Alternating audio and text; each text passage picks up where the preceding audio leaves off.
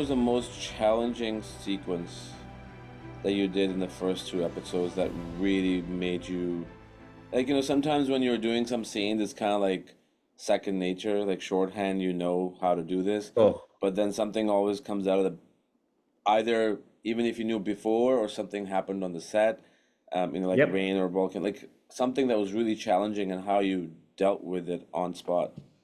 So the first two, like the water, the scene on the water that we mentioned before, that was obviously, like I haven't really shot on water before. Justin hadn't really shot on water before, so we did a lot of research into that and just, seeing like how do we move the camera and how do we work within those elements. But obviously, we had a lot of support there when we're, coming down to it. But we shot a lot of tests and we went out with the boats and all that kind of stuff.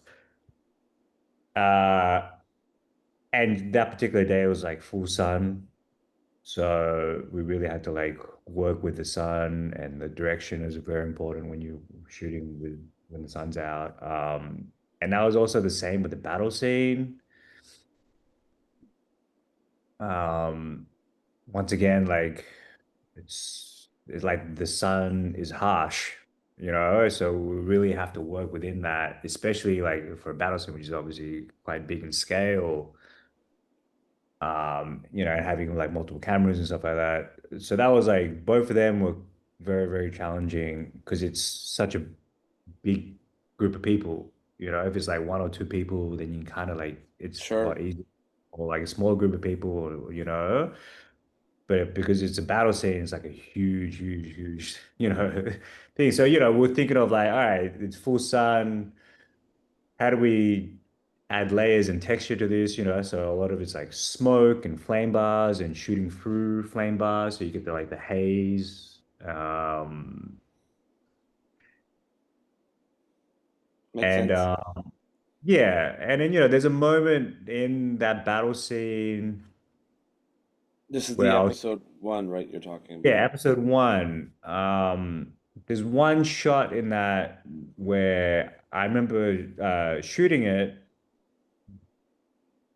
We had this phantom camera, which is like you can shoot super slow Mm-hmm. motion. Yep, yep. So we had that on top of our main camera. So it was like maybe our fifth camera.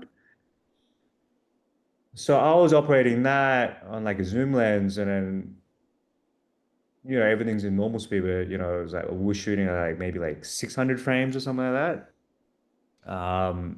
And there, there's this one shot in the battle scene where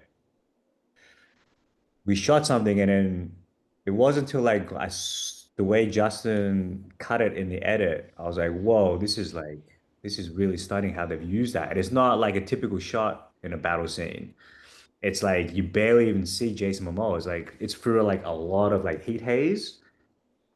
But like the music kind of stops at that particular point, and you just see him like it's like a silhouette of him walking in the distance with all this like foreground action and this heat haze, and we hold it for like you know quite a little bit. But I remember seeing that in the edit, and I was like, whoa, that's like it just takes this whole thing into like this other kind of like realm, like it's kind of a little bit surreal, a little bit abstract, but yeah, the way Justin put it in there is like one of my favorite moments, like seeing it all come together because it's not I, really expected, like yeah. there's just something about it.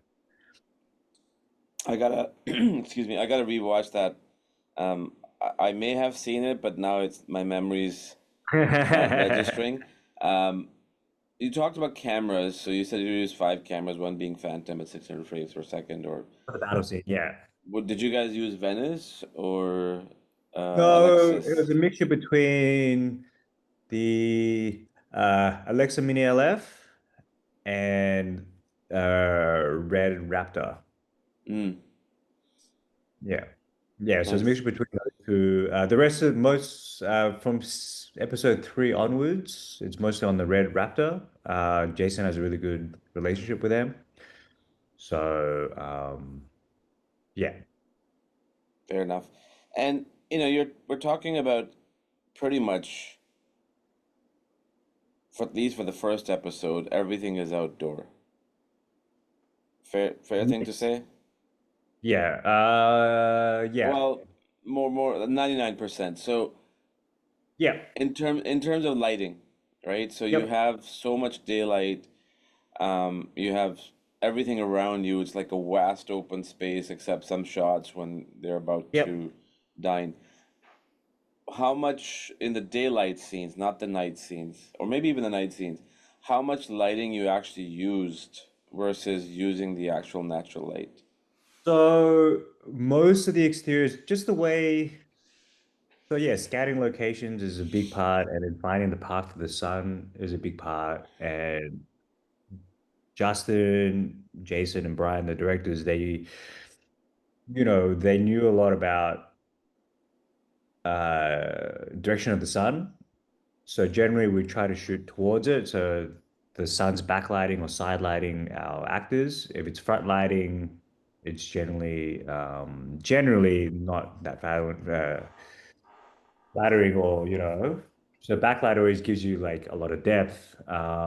So we would kind of like know what the sun path is doing at any location, and would design our scenes within the day to fit within which direction we want to shoot. Mm, So, throughout the day, we'd shoot towards the sun, and it would gradually kind of shift around and move around.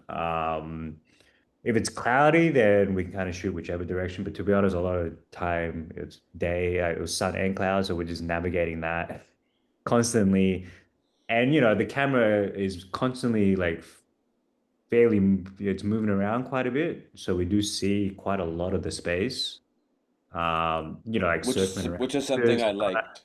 Yeah, and like we worked, the choreography, the camera with the blocking. So we did quite a lot of that. Because we're seeing so much of the space. You can't really have too many stands and all that kind of stuff. We had for a few of the forest locations, we did have cranes with big lights on them for sun if we needed it, if it was cloudy. So sometimes we would have to use that. Um, if the scene particularly we wanted like shafts of light or sun, but otherwise, yeah, a lot of it's like planned beforehand, and we'll just adjust as we arrive on the day. If it's like looking at clouds or sun, or sometimes we have to wait for clouds, sometimes we'll wait for sun, but generally we didn't have too long to wait. So Yeah. sometimes if we could, we might put up some silk and just strap it onto trees and stuff. But to be honest, a lot of the time that wasn't like big enough for us to cover. Mm, Um, and at night, our main source of light is firelight. But then when you shoot with fire and flames, if it's in shot, the flame's bright. So we needed quite a lot of lighting for the surrounding areas. So there's moonlight, and then they're always on, big cranes and cherry mm, pick. And we had like flame bars or more light off camera to help enhance the firelight. So for the night scenes, there's actually quite a lot of huge lights that we've kind of like, it's not, I think we've found a good balance, like the city kind of in the distance, but not too sure. bright as well.